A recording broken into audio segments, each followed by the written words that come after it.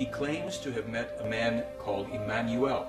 And Emmanuel, according to the information in the case, would be the man who we know as Jesus Christ, or at least the Jesus Christ figure would be, according to the Meier material, a fictionalized version of a real man who lived 2,000 and some years ago, who indeed was crucified but survived the crucifixion. Als Immanuel gelebt hat, When Emmanuel lived, who was later falsely named Jesus Christ, and who never had anything to do with the religion which was made from his teaching. zu tun gehabt mit dem, was aus seiner Lehre als Religion dann entstanden ist. Emmanuel was not an extraterrestrial.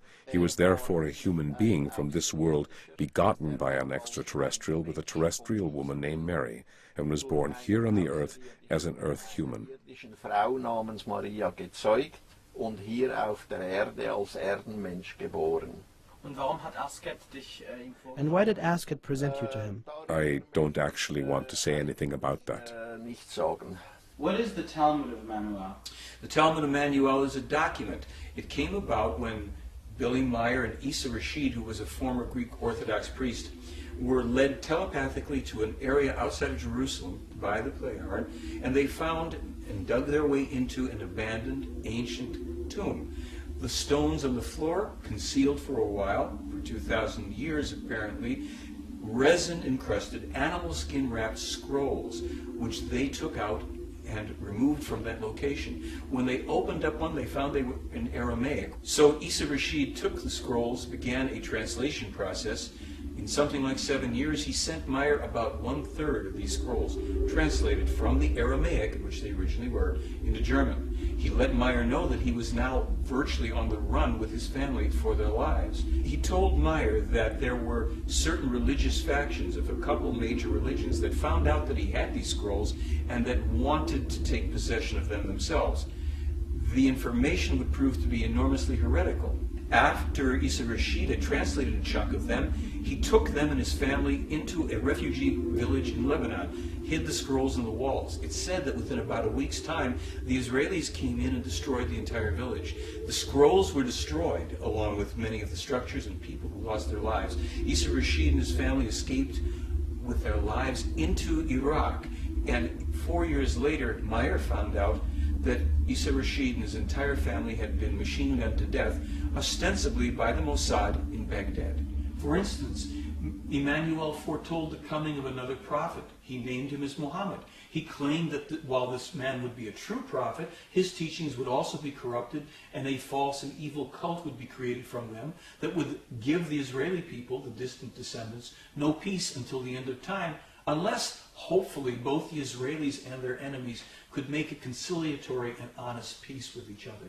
The Talmud of Jmmanuel contains prophecies about the fires that would darken the sky when greedy and power-hungry people would ignite the very oil of the earth. The Talmud of Jmmanuel was discovered in 1963. The fires from the Gulf War that darkened the skies did not occur until 1991, 18 years after the Talmud was discovered. There are two artifacts that are shown in this book that Meier discovered in the tomb where the Talmud of Jmmanuel was discovered. The first one was a small figurine that Meier says was left by the Indian healers with Emmanuel, the men who came and ministered to him over those 3 days while he was sequestered in the tomb. The other artifact is a piece of gypsum that Gabriel allegedly gave to Emmanuel. Both of these were left for Meier to discover, as he did, centuries later. Going. Now what's new on the Christian scene is that there's newly translated Gospels offering a more positive portrayal of Judas. Judas was the one who betrayed Jesus for what they say is a little bit of hummus money. And the Gospel of Judas depicts Judas as Jesus' favorite.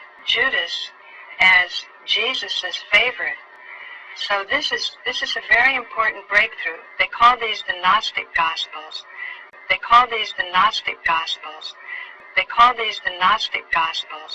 Gospels that never made their way into the main Bible. And there's the Gospel of Mary and the Gospel of Thomas. But it's interesting that this is coming out in the mainstream media, and it says in this article they don't think it's going to make that much of a difference. They don't think it's going to make that much of a difference. They don't think it's going to make that much of a difference. But I beg to differ. I think it will make a difference. Here's a picture of Mary Magdalene. The planet has an organized intelligence dedicated to killing your spirit. Your journey is almost over.